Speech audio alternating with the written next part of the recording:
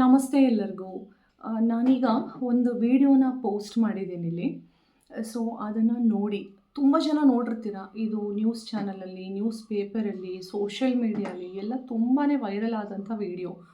ಏನು ಅಂತಂದರೆ, ಮೊನ್ನೆ ಪಾರ್ಲಿಮೆಂಟ್ ಬಡ್ಜೆಟಲ್ಲಿ ನಿರ್ಮಲಾ ಸೀತಾರಾಮನ್ ಅವರು ಕಂಟೆಂಟ್ ಕ್ರಿಯೇಷನ್ ಬಗ್ಗೆ ಒಂದು ಅನೌನ್ಸ್ಮೆಂಟ್ ಮಾಡಿದ್ದಾರೆ. ಏನು ಅಂತಂದರೆ 250 ಕೋಟಿ ರಿಲೀಸ್ ಮಾಡಬೇಕು ಗೌರ್ಮೆಂಟಿಂದ. ಯಾಕೆ ಅಂತಂದರೆ, ಮುಂಬೈಯಲ್ಲಿ ಕ್ರಿಯೇಟಿವ್ ಟೆಕ್ನಾಲಜಿ ಅಂದರೆ ಒಂದು ಇನ್ಸ್ಟಿಟ್ಯೂಟಲ್ಲಿ ಸ್ಕೂಲ್ ಮಕ್ಕಳಿಗೆ ಅಂದರೆ ಸೆಕೆಂಡರಿ ಸ್ಕೂಲ್ಸ್ ಮತ್ತು ಕಾಲೇಜಸ್ಸಲ್ಲಿ ಕಂಟೆಂಟ್ ಕ್ರಿಯೇಷನ್ ಲ್ಯಾಬ್ಸ್ ಓಪನ್ ಮಾಡಬೇಕು. 15,000 ನಮ್ಮ ಕಂಟ್ರೀಲಿ, ನಮ್ಮ ಭಾರತ ದೇಶದಲ್ಲಿ ಕಂಟೆಂಟ್ ಕ್ರಿಯೇಷನ್ ಲ್ಯಾಬ್ಸ್ ಓಪನ್ ಮಾಡಬೇಕು. ಆರೆಂಜ್ ಎಕಾನಮಿ ಬರ್ತಾ ಇದೆ ನಮ್ಮ ಕಂಟ್ರಿಗೆ ಇವಾಗ. ಹೊರದೇಶದಲ್ಲೆಲ್ಲ ಆಗಲೇ ಬಂದಾಗಿದೆ. ಸೊ ನಮ್ಮ ಇಂಡಿಯಾಗೆ ಈಗ ಬರ್ತಾ ಇದೆ ಆ್ಯಂಡ್ ಅದನ್ನು ತುಂಬ ಡಿಮ್ಯಾಂಡಲ್ಲಿ ಇರುತ್ತೆ ಇನ್ನು ಫ್ಯೂಚರಲ್ಲಿ. ಎಸ್ಪೆಷಲಿ 2030 ಹೊತ್ತಿಗೆ ಆರೆಂಜ್ ಎಕಾನಮಿ ಹತ್ತತ್ರ 2 ಮಿಲಿಯನ್ ಜನ ಪ್ರೊಫೆಷ್ನಲ್ಸ್ ಬೇಕಾಗಿದ್ದಾರೆ. ಅಂದರೆ ಬೇಕಾಗತ್ತೆ ಮುಂದಕ್ಕೆ ಹೋಗ್ತಾ ಹೋಗ್ತಾ. ಕಂಟೆಂಟ್ ಕ್ರಿಯೇಷನ್ ಲ್ಯಾಬ್ಸು ಅಂದರೆ ಡಿಜಿಟಲ್ ಸ್ಕಿಲ್ಸ್ ಬಗ್ಗೆ ಎಷ್ಟು ಇಂಪಾರ್ಟೆನ್ಸ್ ಇದೆ ಅಂತ ಇಲ್ಲಿ ನಮಗೆ ಅವರು ಪರಿಚಯ ಮಾಡಿಸಿದ್ದಾರೆ. ಸೊ ತುಂಬ ಜನ ಹೇಳ್ತಾನೆ ಇದ್ದಾರೆ, ಡಿಜಿಟಲ್ ಸ್ಕಿಲ್ಸ್ನ ಕಲೀರಿ, ಬಿಕಾಸ್ ಇದು ಡಿಜಿಟಲ್ ಎರಾ. ಇನ್ನು ಫ್ಯೂಚರಲ್ಲಿ ಎಲ್ಲ ಡಿಜಿಟಲೈಸ್ ಆಗುತ್ತೆ. ಈಗ ಆಲ್ರೆಡಿ ಮುಕ್ಕಾಲು ಭಾಗ ಆಗಿಬಿಟ್ಟಿದೆ. ಫುಡ್ ಆನ್ಲೈನಲ್ಲಿ ಆರ್ಡ್ರ್ ಮಾಡ್ತೀವಿ, ಪೇಮೆಂಟ್ ಆನ್ಲೈನಲ್ಲಿ ಮಾಡ್ತೀವಿ, ಶಾಪಿಂಗ್ ಆನ್ಲೈನಲ್ಲಿ ಮಾಡ್ತೀವಿ. ಇನ್ನು ಸುಮಾರು ನಾವು ಆಧಾರ್ ಕಾರ್ಡ್ ಅಪ್ಲೈ ಮಾಡಬೇಕಂದ್ರೆ ಆನ್ಲೈನ್ ಇದೆ, ಪಾಸ್ಪೋರ್ಟು ಆನ್ಲೈನ್ ವೆಬ್ಸೈಟ್ಸ್ ಇದೆ. ಸೊ ಎಲ್ಲ ಡಿಜಿಟಲೈಸ್ ಆಗಿರೋದ್ರಿಂದ ನಾವು ಸ್ಕಿಲ್ಸ್ನ ಕಲಿಯೋದು ವೇಸ್ಟ್ ಅಂತೂ ಆಗೋದಿಲ್ಲ. ಓಕೆನಾ? ನಾನು ಏನಕ್ಕೆ ಈ ಮಾತು ಹೇಳ್ತಿದ್ದೀನಿ ಅಂತಂದರೆ, ತುಂಬ ಜನ ಅನ್ಎಂಪ್ಲಾಯ್ಸ್ ಇದ್ದೀವಿ ನಾವು. ಅಂದರೆ ನಾವು ಓದಿಲ್ಲ ಅಂದರೆ ಡಿಗ್ರಿ ಮಾಡಿಲ್ಲ ಅಥವಾ ಡಬಲ್ ಡಿಗ್ರಿ ಇಲ್ಲ, ಪರ್ಟಿಕ್ಯುಲರ್ ಎಕ್ಸ್ಪೀರಿಯನ್ಸ್ ಇಲ್ಲ ಅಂದ್ರೂ ಇಲ್ಲಿ ನಾವು ಸ್ಕಿಲ್ಸ್ನ ಕಲಿತು ನಮ್ಮ ಫ್ಯೂಚರ್ನ ನಾವು ಸೆಕ್ಯೂರ್ ಮಾಡ್ಕೊಳ್ಬೋದು. ಓಕೆನಾ? ನೋಡಿ, ಅವರು ಹೇಳುವಾಗ ಅಲ್ಲಿ ಸಭೆಯಲ್ಲಿ ಕೂತಿರೋರೆಲ್ಲರೂ ಟೇಬಲ್ ಬಡಿತಾ ಇದ್ದಾರೆ. So which means that what ever she has introduced is very genuine and very valid and very required going forward ಅನ್ನೋ ಅರ್ಥ. ಓಕೆನಾ? ಸೊ ಇಲ್ಲ ಅಂದಿದ್ರೆ ಗೌರ್ಮೆಂಟು ಇದ್ರದ್ದು ಮಹತ್ವ ಅರ್ಥ ಮಾಡ್ಕೊಳ್ತಿರ್ಲಿಲ್ಲ. ಅವ್ರು ಈ ಥರ ಎಲ್ಲ ಕಂಟೆಂಟ್ ಕ್ರಿಯೇಷನ್ ಲ್ಯಾಬ್ಸ್ನ ತೆರಿಬೇಕು ಅಂತ ಡಿಸಿಷನ್ಗೂ ಬರ್ತಾ ಇರಲಿಲ್ಲ. ಓಕೆನಾ?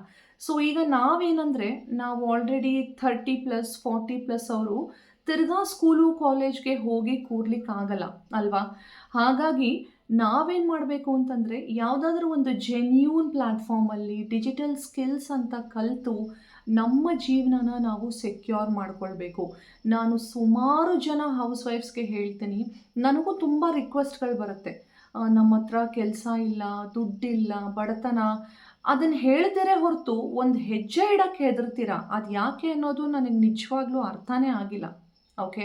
ಸೊ ನಿಮ್ಮ ಜೀವನನ ನೀವು ಗಟ್ಟಿ ಮಾಡ್ಕೊಳ್ಳಿಲ್ಲ ಅಂತಂದರೆ ಬೇರೆ ಯಾರೂ ನಮ್ಮ ಸಹಾಯಕ್ಕೆ ಬರೋದಿಲ್ಲ. ಓಕೆ? ಇನ್ನು ಕೆಲವರು ಆನ್ಲೈನ್ ಅಂದರೆ ಫ್ರಾಡ್ ಆಗಿಬಿಡ್ತೀವಿ, ಸ್ಕ್ಯಾಮ್ ಆಗ್ತೀವಿ ಅನ್ನೋ ಮೈಂಡ್ಸೆಟ್ಟಲ್ಲೇ ಇದ್ದೀರಾ. ಕಮಾನ್ ಗೈಸ್, 2026 ನಾವೀಗ. ಅಪ್ಪ ಹಾಕಿದ ಆಲದ ಮರ ಅಂತ ನೇಣು ಹಾಕ್ಕೊಳಕ್ಕಾಗತ್ತಾ? ಸ್ವಲ್ಪ ಅದರಿಂದ ಎಲ್ಲ ಹೊರಗಡೆ ಬನ್ನಿ. ಯಾರೂ ಇಲ್ಲಿ ಮಾಡಬಾರದು ಕೆಲಸ ಮಾಡೋದಿಲ್ಲ.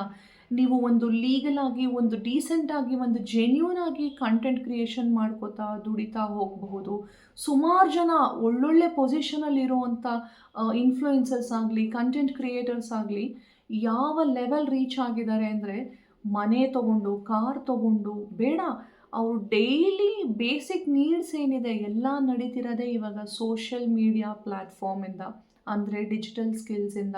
ಸೊ ನೀವು ಸ್ಕಿಲ್ಸ್ನ ಕಲೀಲಿಕ್ಕೆ ಹಿಂಜರಿದ್ರೆ ನೀವು ಅಲ್ಲೇ ಇರ್ತೀರಾ. ಮೇಲ್ ಬರಬೇಕು, ಬರೀ ಬೇರೆಯವ್ರು ಬದಲಾಗೋದನ್ನೇ ನೋಡಿಕೊಂಡು ಅಥವಾ ಬೇರೆಯವ್ರ ಸ್ಟೋರೀಸ್ನ ನೋಡ್ಕೊಂಡು ಟೈಮ್ ವೇಸ್ಟ್ ಮಾಡೋ ಬದಲು ನಮ್ಮ ಲೈಫಲ್ಲಿ ಏನಾದರೂ ಚೇಂಜಸ್ನ ತಂದ್ಕೊಂಡ್ರೆ ಖಂಡಿತ ನಮ್ಮ ಲೈಫು 360 ಡಿಗ್ರೀಸ್ ಚೇಂಜ್ ಆಗುತ್ತೆ. ಓಕೆನಾ? ಆ್ಯಂಡ್ ಇದು 100% ಸತ್ಯದ ಮಾತು. ಯಾಕೆಂದರೆ ನನ್ನ ಈ 1.5 ವರ್ಷದ ಜರ್ನಿ ಏನಿತ್ತು ಈ ಡಿಜಿಟಲ್ ಸ್ಕಿಲ್ಸ್ನ ಕಲಿತು, ನಾನೇ ಟೈಮ್ ಪಾಸ್ಗೆ ಅಂತ ಸ್ಕಿಲ್ಸ್ ಕಲಿಯೋಕ್ಕೆ ಸ್ಟಾರ್ಟ್ ಮಾಡಿ ಈ ಮಟ್ಟಕ್ಕೆ ಬೆಳಿತೀನಿ ಅಂತ ಅಂದ್ಕೊಂಡೇ ಇರಲಿಲ್ಲ. ಬಿಕಾಸ್ ನಾನು ಇವಾಗ ಅಂದ್ಕೊಳ್ತೀನಿ, ಒಂದು ಒಳ್ಳೆ ಡಿಸಿಷನ್ ತೊಗೊಂಡೆ ನಾನು ನನ್ನ ಲೈಫಲ್ಲಿ ಅಂತ.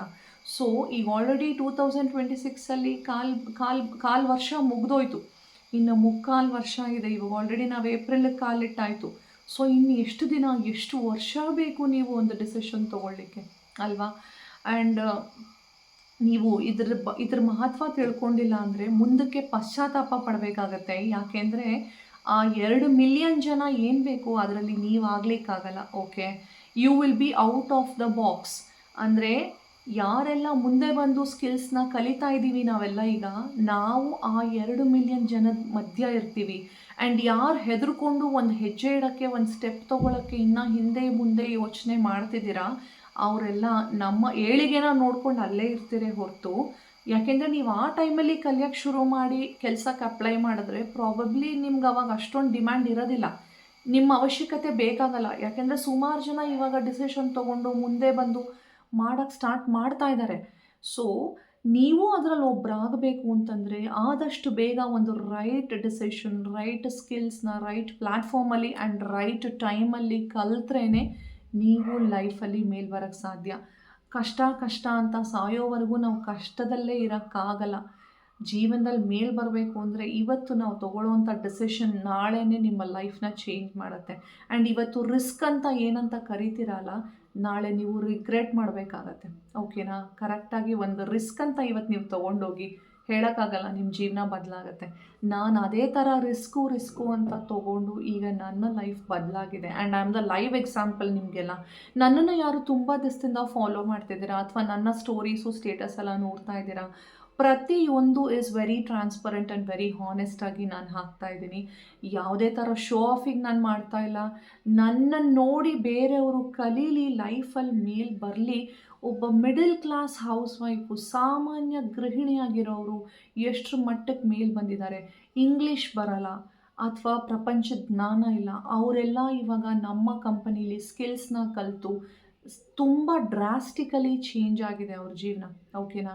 ಸೊ ನೀವೆಲ್ಲ ಇನ್ನು ಹಿಂದೆ ಮುಂದೆ ಯೋಚನೆ ಮಾಡಬೇಕು, ನಮ್ಮ ಮನೆಯವ್ರನ್ನ ಕೇಳಬೇಕು, ನಮ್ಮ ಅಜ್ಜಿನ ಕೇಳಬೇಕು, ನಮ್ಮ ತಾತನ ಕೇಳಬೇಕು ಅಂದ್ಕೊಂಡಿದ್ರೆ ನೀವು ಖಂಡಿತ ಅಲ್ಲೇ ಇರ್ತೀರ. ಬಿಕಾಸ್ ಅಜ್ಜಿ ತಾತ ನಮಗಿನ್ನ 2 ಜನ್ರೇಷನ್ ಹಿಂದಿನವರು. ಅವ್ರಿಗೆ ಖಂಡಿತ ಡಿಜಿಟಲ್ ಸ್ಕಿಲ್ಸ್ ನೀವು ತಲೆ ಬಗೆದು ಎಕ್ಸ್ಪ್ಲೈನ್ ಮಾಡಿದ್ರು ಅರ್ಥ ಆಗೋದಿಲ್ಲ. ಓಕೆ, ಸೊ ಈಗಿನ ಟ್ರೆಂಡಲ್ಲಿ ಏನಿದೆ ಸ್ಕಿಲ್ಸು ಅದನ್ನು ಕಲಿತು ನಿಮ್ಮ ಜೀವನ ನೀವು ನೋಡ್ಕೊಳ್ಳಿ, ನಿಮ್ಮ ದಾರಿ ನೀವು ನೋಡ್ಕೊಳ್ಳಿ. ಬಿಕಾಸ್ ಕಷ್ಟ ಅಂತಂದಾಗ ಯಾರೂ ಬರೋದಿಲ್ಲ, ಬಂದರೂ 2 ದಿನ ಅಷ್ಟೇ. ಆಮೇಲೆ ನಿಮ್ಮ ದಾರಿ ನೀವೇ ನೋಡ್ಕೊಳ್ಬೇಕು, ನಿಮ್ಮ ಕಮಿಟ್ಮೆಂಟ್ಸ್ಗೆ ನೀವೇ ಜವಾಬ್ದಾರಿ.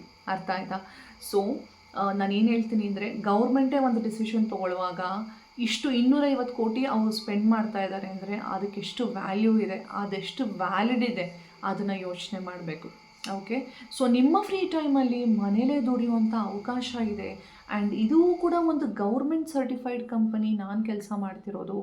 ನೀವು ಎಲ್ಲ ಒಂದು ಹೆಜ್ಜೆ ಇಟ್ಟರೆ ನಿಮ್ಮ ಲೈಫು ಚೇಂಜ್ ಆಗೇ ಆಗುತ್ತೆ. ಓಕೆ, ಯಾಕೆಂದರೆ ಇಲ್ಲಿ ಬೇಸಿಕ್ಕಿಂದ ನಮಗೆ ಟ್ರೈನಿಂಗ್ಸ್ನ ಕೊಡ್ತಾರೆ. ನಿಮಗೆ ಇಂಗ್ಲೀಷ್ ಬರಲ್ಲ ಅಂದರೂ ಇಲ್ಲಿ ಕೆಲಸ ಮಾಡ್ಬೋದು, ಇಂಗ್ಲೀಷ್ ಕೂಡ ಕಲಿಬೋದು, ಅದರದ್ದು ಒಂದು ಕೋರ್ಸ್ ಇದೆ. ನಿಮ್ಮ ಪರ್ಸ್ನಾಲಿಟಿ ಡೆವಲಪ್ಮೆಂಟ್, ನೀವು ಕಮ್ಯುನಿಕೇಷನ್ ಸ್ಕಿಲ್ಸ್ ಇಂಪ್ರೂವ್ ಮಾಡ್ಕೊಳ್ಬೋದು. ಆ್ಯಂಡ್ ಸಾಕಷ್ಟು ಸ್ಕಿಲ್ಸ್ನ ಕಲಿತು ನೀವು ಸ್ವಂತ ಬಿಸ್ನೆಸ್ ಆದರೂ ಮಾಡ್ಬೋದು, ಅಥವಾ ಬೇರೆ ಕ್ಲೈಂಟ್ ಜೊತೆ ನೀವು ಆರಾಮಾಗಿ ಕೆಲಸ ಮಾಡಲಿಕ್ಕೆ ಶುರು ಮಾಡ್ಬೋದು. ಓಕೆ, ಸೊ ತಡ ಮಾಡಬೇಡಿ ಗೈಸ್.